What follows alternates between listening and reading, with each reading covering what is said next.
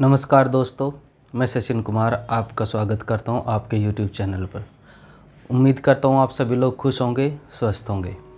तो निर्देशांक ज्यामिति की आज दूसरी वीडियो हम करने जा रहे हैं। तो इस कल मैंने अंतः केंद्र के बारे में पढ़ाया था, आज हम पढ़ते हैं क्षेत्रफल।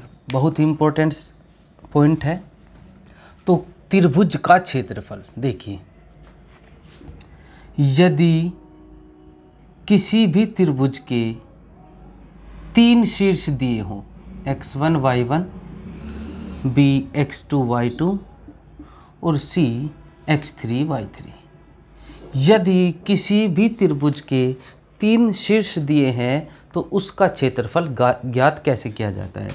तो एरिया ऑफ ट्रायंगल ABC, तो पहले तो मैं इसका फॉर्मूला लिख दे रहा हूँ, उसके बाद वो कहाँ से आया कैसे आया उसके बारे में डिस्कस करेंगे थोड़ा। Area of ABC 1/2 x1। अब अगर आपने x1 लिया तो y में y2 माइनस y3, मतलब सीक्वेंस रखना है 1 2 3, मतलब क्रम से स्टार्ट करना है, प्लस x2 तो 2 आ गया तो y3 माइनस y1 और x3 और y1 माइनस y2, मतलब जो सर्कल रहना है 1 2 3, 1 आ गया तो 2 3, 2 आ गया तो 3 1 और 3 आ गया तो 1 2, ऐसे चलना है। तो ये फॉर्मूला आप याद रखेंगे त्रिभुज का क्षेत्रफल। अब ये आया कहाँ से है वो मैं आपको बता दे रहा हूँ। देखिए, इसको आप लिख लेना फॉर्मूले को, जब त्रिभुज के तीनों शीर्ष दिए हैं। ये आया कहाँ से है, 12th क्लास में जिस पे साइंस साइड थी उसने सारणिक का एक चैप्टर पढ़ा था। तो वो क्या था, तो उसे हम पढ़ते हैं 1/2। सारणिक का था x1 x2 x3 y1 y2 y3 1 1 1। देखिए, इससे निकलता है फॉर्मूला कैसे, 1/2। अगर आप ये वाली लेंगे तो ये रो और ये रो खत्म हो जाती है x1, और जो देखो ये और ये खत्म हो जाएगी तो ये वाला बचेगा। फिर इसकी मल्टीप्लाई इसमें और इसकी मल्टीप्लाई इसमें, इसकी मल्टीप्लाई करेंगे y2 माइनस y3, और ये प्लस है, अगर हमें ये चाहिए अब तो प्लस माइनस प्लस ऐसे चलता है, plus minus plus minus plus minus sign ऐसे चलता है सारणिक में। और अब लेंगे माइनस x2 लेंगे तो इसके सामने वाली और ये खत्म हो जाएगी, ये वाली और ये, तो ये और ये बचेगा। तो इसमें y1 माइनस y2 करेंगे, इधर से चल रहे हैं हम, प्लस ये ना प्लस माइनस प्लस x3। तो अब क्या बच गया, ये खत्म, तो y1 माइनस y2।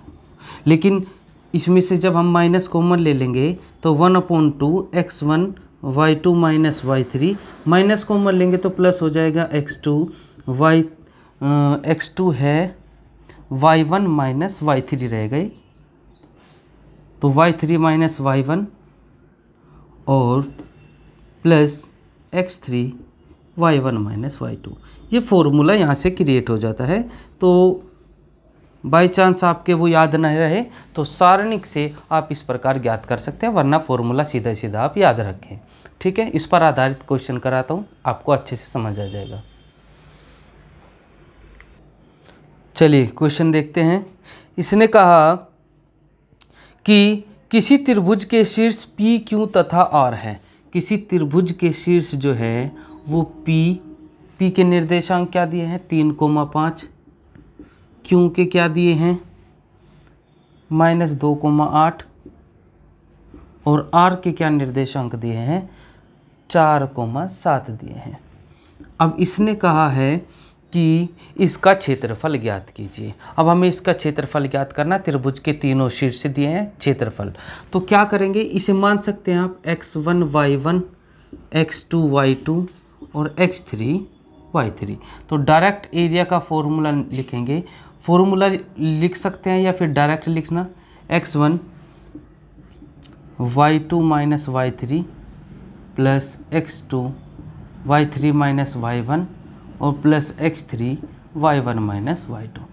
देखिए 1/2 x1 क्या है 3, y2 minus y3, y2 minus y3, x2 क्या है -2, y3 माइनस y1 और x3 4 y1 minus y2। Solve कीजिएगा। 1/2, 8 में से 7 गया 1 तो 3, 7 में से 5 गए 2, 2 दूनी 4 और 5 में से 8 गए -3 -12, 12 और 4 16, 16 में से 3 गए -13 और जब मॉडुलस से बाहर आता है तो प्लस होता है अर्थात 13/2 वर्ग इकाई। आप इस चीज़ को जरूर याद रखें क्योंकि क्षेत्रफल का मात्रक होता है वर्ग इकाई। तो इस चीज़ को आप समझिए, बस वैल्यू को पुट करने हैं, आपका उत्तर आ जाएगा। करिए। देखिए अभी हमने त्रिभुज का क्षेत्रफल सबसे ज़्यादा पूछा गया है एग्जाम में, त्रिभुज का क्षेत्रफल पता करा जब त्रिभुज के तीनों शीर्ष हमें दिए हों। लेकिन और भी तरीके से पूछा जाता है त्रिभुज का क्षेत्रफल, वो कैसे? देखिए अगर कोई भी आपको इक्वेशन दी है किस रूप में, ax प्लस by और बराबर c, ये समीकरण दी है, ये एक रेखा है जो रेखा का समीकरण है, रेखा का समीकरण है, एक रेखा का समीकरण दिया और उसने कहा कि रेखा का समीकरण तथा अक्षों मतलब x अक्ष और y अक्ष, इनके बीच घिरा क्षेत्रफल कितना है। मतलब भाई अक्ष तो ये होते हैं ना मेरे भाई, ये x अक्ष होता है और ये y अक्ष होता है और एक रेखा गई है, इस रेखा का जो समीकरण है वो है ax प्लस by प्लस बराबर c। ठीक है, अब हमें क्या कह रहा है कि इसका जो एरिया है, जो इनके द्वारा घिरा एरिया है, इसका इस जो जगह है इसका आपको क्षेत्रफल चाहिए। अब देखते हैं, तो पहले पूरा बेसिक से लेके चलेंगे, फिर मैं आपको फॉर्मूला भी बता दूंगा। तो सबसे पहले बात करते हैं कि इस रेखा का पहले x अक्ष पर लेंगे। यदि आप x अक्ष पर लेके चल रहे हैं, यदि x अक्ष की बात कर रहे हैं तो y का मान क्या होता है? 0 होता है। आपको पता है, मैंने कहा था पहली वीडियो में कि जब भी x अक्ष पर पूछेगा तो y का मान 0 होगा, तो यहाँ वैल्यू रख देंगे इस रेखा में।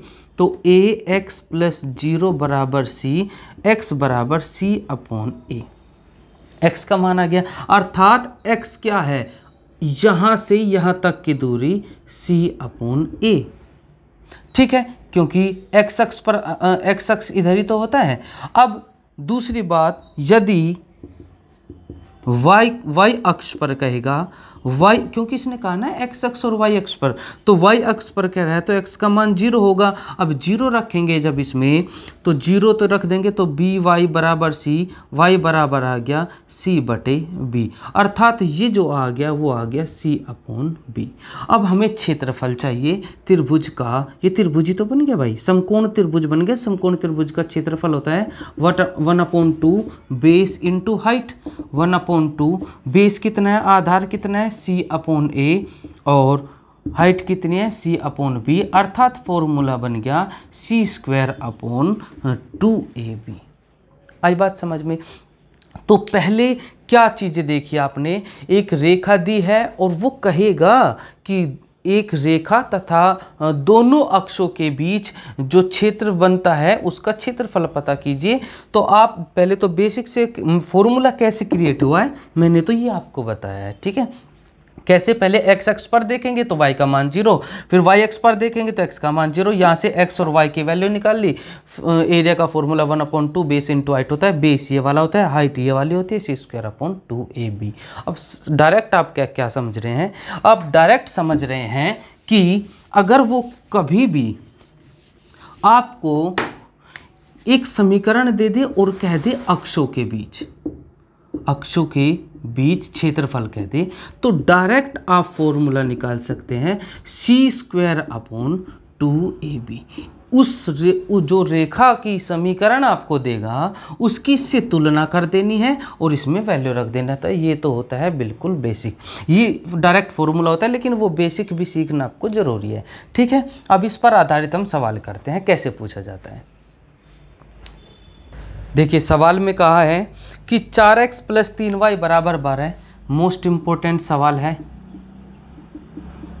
4x + 3y = 12 ये रेखा है और x अक्ष लिखा है कि x अक्ष और y अक्ष से बनता है। उस त्रिभुज का क्षेत्रफल ज्ञात करें जो रेखा तथा x अक्ष और y अक्ष से मिलकर बनता है। पहले तो मैं इसको बताता हूं बेसिक से। देखिए इसने कहा कि x अक्ष और y अक्ष और एक रेखा इनसे मिलकर बनता है एक त्रिभुज, इसका आपको चाहिए क्षेत्रफल। अब क्षेत्रफल पता होने के लिए आपको x अक्ष की दूरी चाहिए, y अक्ष की दूरी चाहिए। अब अगर आप x अक्ष पे जाएंगे तो y की वैल्यू, जब x अक्ष पे जाएंगे तो y की वैल्यू क्या होगी 0। y की वैल्यू जब 0 रखोगे तो x का मान यहाँ से आ जाएगा 3, अर्थात ये तो हो गया 3।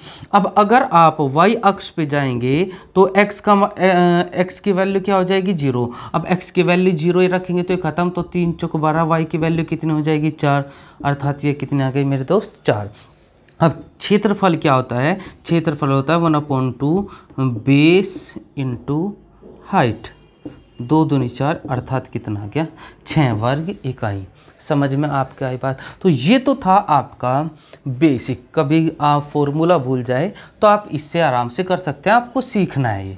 फिर अगर हम डायरेक्ट इसके फॉर्मूले की बात करें तो पहले ax + by = c, इससे तुलना कर दीजिए। तो a का मान तो 4 आ गया, b का मान 3 आ गया और c का मान आ गया 12। और एरिया का फॉर्मूला जो होता है c²/2ab होता है 144/2, 4 × 12, 12 12 144, अर्थात कितना आ गया 6। आप हमेशा दोनों चीज़ों से याद रख सकते हैं, फॉर्मूला भी याद रख सकते हैं और बेसिक भी याद रख सकते हैं। ठीक है, चलिए आगे बढ़ते हैं। अब अगर यदि कल मैंने एक सिखाया था आपको केंद्रक का, तो आज मैं सिखा रहा हूं आपको अंतः केंद्र। सब में अंतर होता है, क्या केंद्रक होता है क्या अंतः केंद्र। माध्यिकाओं के कटान बिंदु को केंद्रक कहते हैं और अंतः केंद्र कोणों के अर्धकों को अंतः केंद्र कहते हैं। जहां कोणों का अर्धक होते हैं और जो कटान बिंदु होता है वो अंतः केंद्र होता है। चलिए अंतः केंद्र मतलब ये कब पूछेगा, यदि किसी भी त्रिभुज के आपको शीर्ष दिए हो, जैसे a x1 y1 b, आप ना इन सभी टाइप को लिखते रहना, फिर आपके किसी भी किताब में सारे टाइप मिल जाएंगे आपको। चलिए यदि किसी भी त्रिभुज के केवल शीर्ष भी दिए हैं तो भी आप अंतः केंद्र पता कर सकते हैं। तो पहले आपको ये भुजा पता करनी पड़ेगी जरूर। a के सामने वाले भुजा a मान लेंगे, b के सामने वाले b और c के सामने वाले भुजा c। अर्थात यदि आपको केवल शीर्ष दिए हैं तो आप भुजा खुद पता कर सकते हैं। कैसे पता करेंगे ये वाली भुजा की दूरी, मैंने सबसे पहले दिन ही पहली वीडियो में सिखाया था, दो बिंदुओं के बीच की दूरी √x1 - x2 का whole square plus y1 - y2 का होल स्क्वायर। तो यहाँ लगाएंगे, यहाँ लगाएंगे, यहाँ लगाएंगे, तीनों के बीच की दूरियां आ जाएगी। ठीक है, अब अगर त्रिभुज के शीर्ष दिए हो और उनकी लंबाइयां हमें पता हो तो हम अंतः केंद्र कैसे पता करेंगे। अंतः केंद्र के जो निर्देशांक पता करेंगे, मान लीजिए P है और उसके निर्देशांक है x और y, तो x का मान कैसे निकालेंगे। जो x का मान निकालेंगे वो x है, तो मैंने उसमें भी x ही कराया था, तो ax1 plus bx2 plus cx3 और upon a plus b plus c। इसी प्रकार अगर आपको y चाहिए तो जो y का मान होगा वो ay1 by2 cy3 upon a plus b plus c। तो ये दो उसके क्या होंगे, निर्देशांक होंगे। आप इस चीज को आराम से, कोई ज्यादा प्रॉब्लम नहीं है। ए x1, x चाहिए तो तीनों x चलेंगे, y चाहिए तो तीनों y चलेंगे, और अगर x1 चाहिए तो उसके सामने वाले से गुना करना, x3 चाहिए तो इसके सामने से गुना, x2 चाहिए तो इसके सामने से गुना करना। ठीक है, इस पर आधारित हम सवाल करते हैं। बहुत अच्छा सवाल है। देखिए क्वेश्चन है, किसी समकोण समद्विबाहु त्रिभुज, समकोण की क्या पहचान होती है, आप सभी जानते हैं। समकोण त्रिभुज की पहचान क्या होती है? समकोण त्रिभुज होता है जब दो भुजाएं एक दूसरे पर परस्पर लंबवत हो। तो ये तो बन गया समकोण। इसने कहा कि समकोण समद्विबाहु, समद्विबाहु मतलब जिसकी दो भुजाएं आपस में क्या होती है? बराबर होती है, इसे कहते हैं समद्विबाहु। का अंतः केंद्र ज्ञात करो जिसका एक शीर्ष मूल बिंदु है। जिसका एक शीर्ष क्या है? मूल बिंदु है। और मूल बिंदु अगर होता है तो इसके निर्देशांक क्या होते हैं? 0,0। कल मैंने बताया था ये वाला कि इसके मूल बिंदु के निर्देशांक 0,0 तथा अन्य दो 6,0 है। ये 6,0 है और ये 0,6 है। मैंने यही क्यों 0,6 लिखा? क्योंकि ऊपर वाला y एक्सिस होता है, और जब ऊपर आप जाओगे y एक्सिस पे, तो y अक्ष पे जब जाओगे तो x की वैल्यू उसमें 0 होती है, y की वैल्यू 6 होती है, और x अक्ष पे x का मान होता है, y का मान 0 होता है। इस वजह से मैंने लिखा। दूसरी बात, आपने यही दो बराबर क्यों लिखी?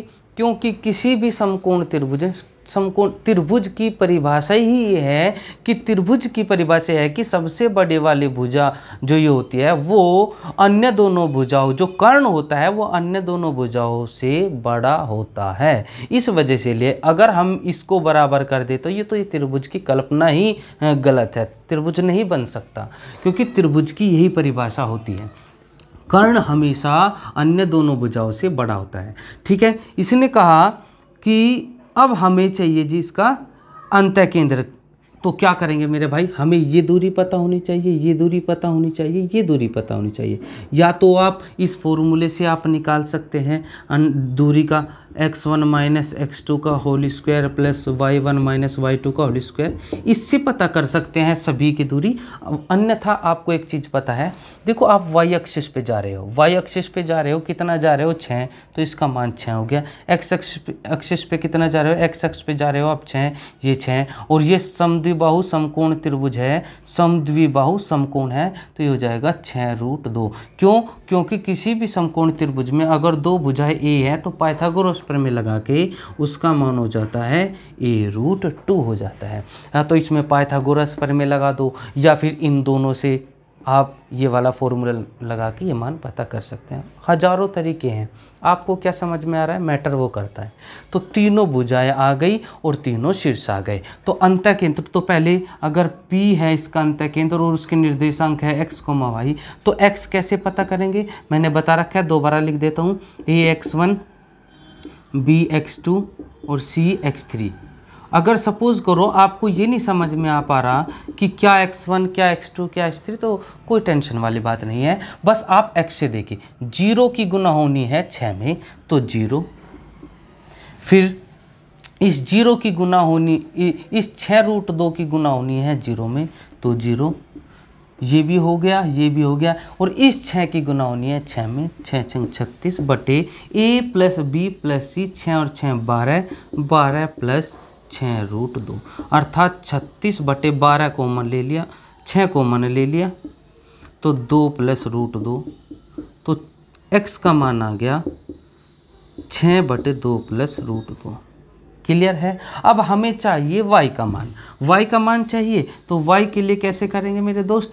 अब वही काम करना है, इन तीनों का यूज होना है। अगर आपको ये लेंगे तो y में गुना कर दीजिए, इधर से लेंगे तो y में गुना कर दो 0, इधर से लेंगे y में गुना कर दो 0, क्योंकि ये x होता है ये y होता है, इधर से गुना कर दीजिए, इसमें लिख दीजिए 6 36 बटे, तीनों को जोड़ दीजिए 12 प्लस 6√2, 36/6 कॉमन, 2 प्लस √2, 6 36, अर्थात जो निर्देशांक आए हैं वे आए हैं।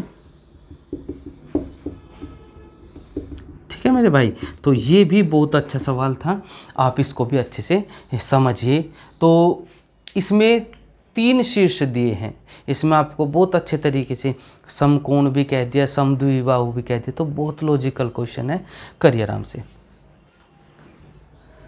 तो क्षेत्रफल के बारे में हमने सब कुछ पढ़ लिया, अंतःकेंद्र के बारे में पढ़ लिया। अब बात करते हैं, ये शब्द बड़ा ही इंपॉर्टेंट है, प्रवणता। इसका मतलब ढाल भी कहते हैं इसको, या स्लोप भी कहते हैं, ठीक है। तो ये शब्द सबसे ज्यादा यूज होता है और इसको डिनोट करते हैं एम से। तो प्रवणता, प्रवणता का मतलब किसी रेखा द्वारा अक्ष पर बना कोण, वो और जो झुकाव होता है, किसी अक्ष है, कोई अक्ष है और उस पे कोई रेखा है, तो उस ढलाव को प्रवणता कहते हैं, और अक्ष पर जो बना कोण होता है वो एम से ही प्रदर्शित होता है, एम से ही हम उसका मान निकालते हैं। तो सबसे पहले प्रवणता कैसे होती है, कोई भी समीकरण होती है, पहले उसे y बराबर mx प्लस सी से तुलना करते हैं, जो भी m का गुणांक होगा वो होगी आपकी प्रवणता। जैसे मैं आपको बताऊं, ये लिखा हुआ है 3x माइनस 4y बराबर 8, हमें इसकी प्रवणता चाहिए, तो y इस रूप में लिखना, अर्थात y को एक साइड ले जाना है, तो 3x माइनस 8 बराबर 4y, और y अकेला रहना है, फिर 4 से भाग कर दीजिए, 3/4x माइनस 4 दूनी 8 y, और y बराबर mx प्लस सी। इधर तो c से कोई मैटर नहीं है, बस x का गुणांक देखना है, तो प्रवणता जो हो गई वो हो गई 3/4। समझ में आई बात।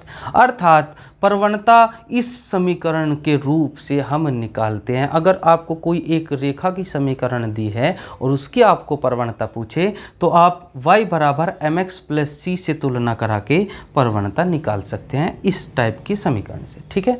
आगे बढ़ते हैं।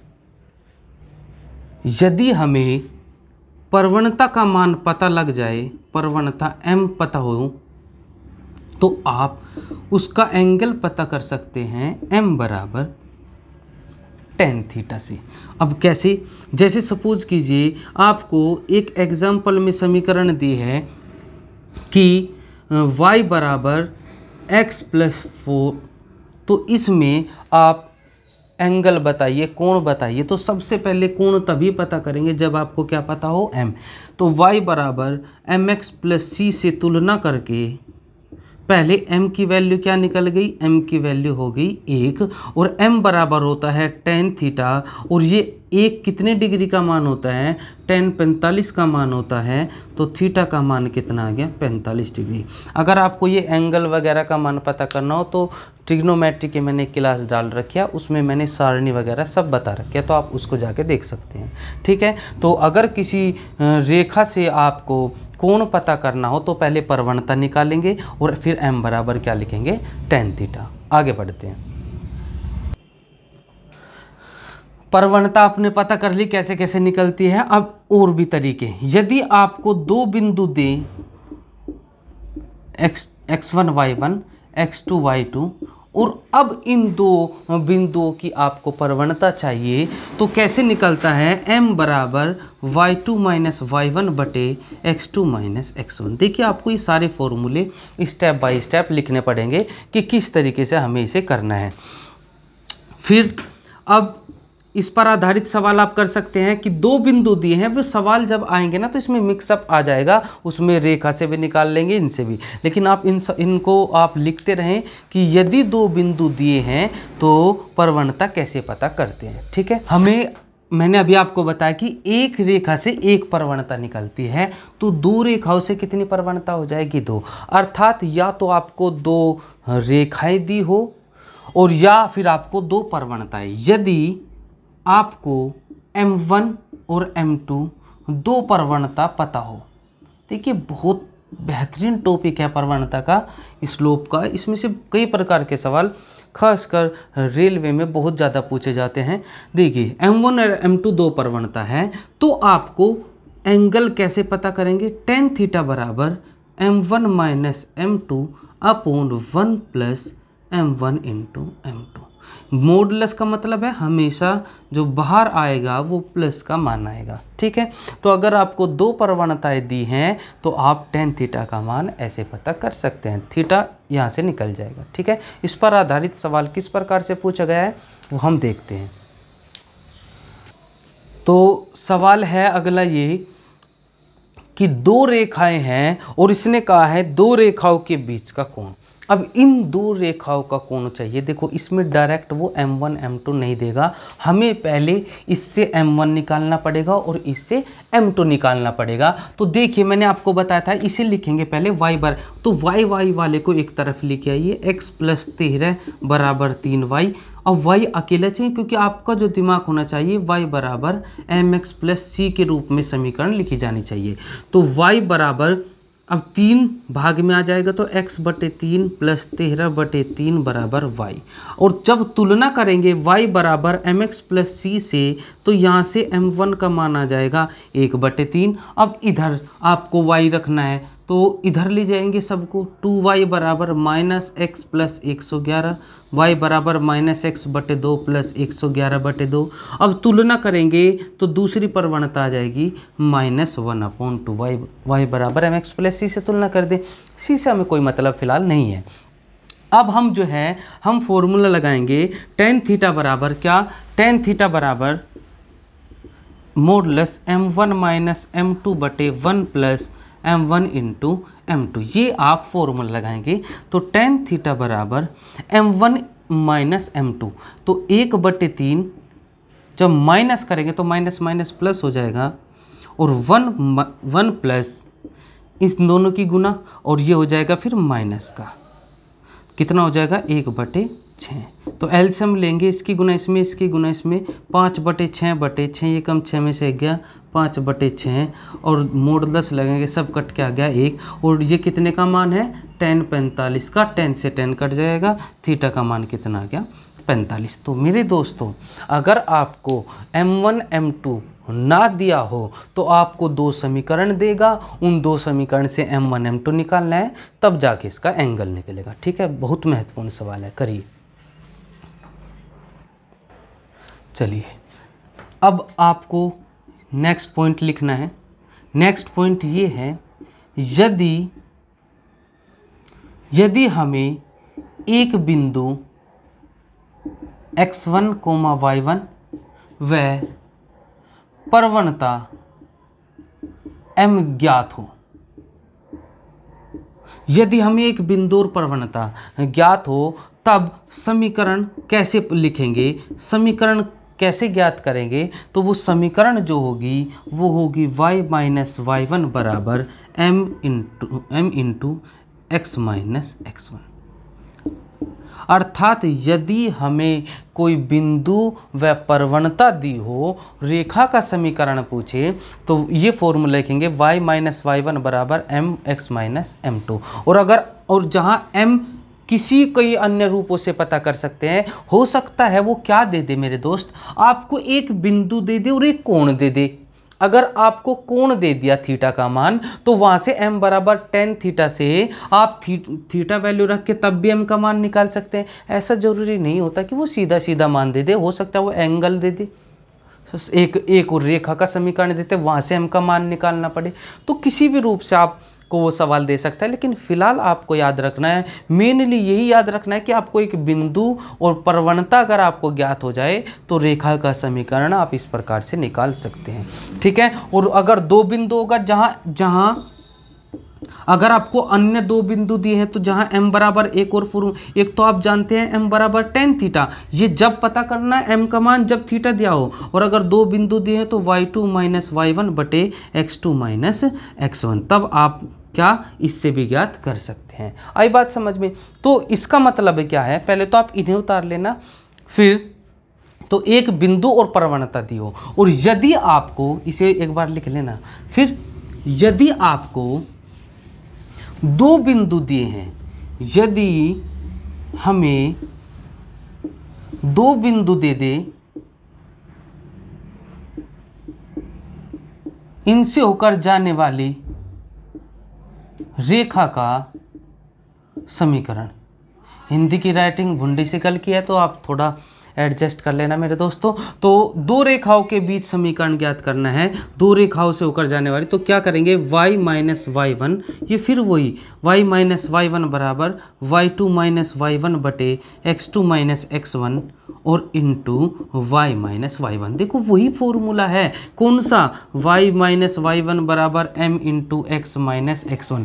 लेकिन m क्या है, m है प्रवणता, जब दो आपको बिंदु दिए हैं तो ये m का ही तो मान है, तो ये तब पता कर लेना जब m का मान दिया हो, और ये जब फॉर्मूला लगाना है जब दो बिंदु दिए हैं। ठीक है, यही आपको डिफरेंस समझना है। मैं इन पर आधारित सवाल कराता हूं। इसने कहा उस रेखा का समीकरण ज्ञात करें जिसके अंत्य बिंदु 4,6 और 10,8 है। 10,8 है, यानी कि दो बिंदु दे दिए और उस रेखा का क्या पूछ रहा है, आपसे समीकरण पूछा है। जब आपको दो बिंदु दिए हैं तो रेखा का समीकरण होता है y minus y one y2 minus y one बटे x2 minus x1 x minus x1। जहाँ ये x1 है, y1 है, x2 है, y2 है, तो वैल्यू रख दीजिए। y माइनस वाई वन मतलब 6, y2 8 में से 6 गए 2, 10 में से 4 गए 6, x माइनस x1 का मतलब 4, 2 तिये 6, इधर आके गुना भिड़ जाएगी, तो 3y माइनस 18 बराबर x माइनस 4। तो 18 सबको इधर ही ले जा सकते हैं, 3y बराबर x, और ये प्लस का हो जाएगा तो 18 में से 4 गए प्लस के 14 हो जाएगा। तो आप या तो यहाँ भी छोड़ सकते हैं या फिर जो भी आपको ऑप्शन दिया होगा उसके अकॉर्डिंग इधर उधर लेके वो उत्तर दे सकता है। तो आप इससे करके देख लेना, वो तो उत्तर पे डिपेंड करता है ना किस तरीके से दिया है। लेकिन इधर उधर घुमा दे, ये इधर ले आए वो उधर ले, वो तो यहाँ से हो जाएगा, लेकिन यहाँ तक आपको करना है। ठीक है, आई बात समझ में? इसको आप अच्छे से देखिएगा और फिर अपने कॉपी में उतार लीजिए। तो आज निर्देशांक ज्यामिति की दूसरी वीडियो कंप्लीट हो गई है। आप इनको 1 बाय 1 टाइप लिखते रहिए। मैं सबसे लास्ट में मिसलिनियस क्वेश्चन कराऊंगा जो बहुत अच्छे लेवल के क्वेश्चन होंगे। तो तब तक आप इनके पीछे से बार बार प्रैक्टिस करते रहें। पिछली वीडियो के नोट्स बनाइए, उसको तैयार कीजिए, जो आज की वीडियो है इसको ऐड कीजिए उसमें, फिर उसको रिपीट कीजिए, क्योंकि जैसे ही 2-3 वीडियो और आएगी इसकी कंप्लीट हो गए फिर हम इस पर मिसलिनियस प्रैक्टिस करेंगे। ठीक है मेरे दोस्तों, उम्मीद है आप लोगों को समझ में आ रहा होगा। भाइयों शेयर ज़्यादा से ज़्यादा कर लिया करो, ठीक है, भला हो जाएगा और लोगों का भी। ठीक है, जय हिंद दोस्तों, थैंक यू।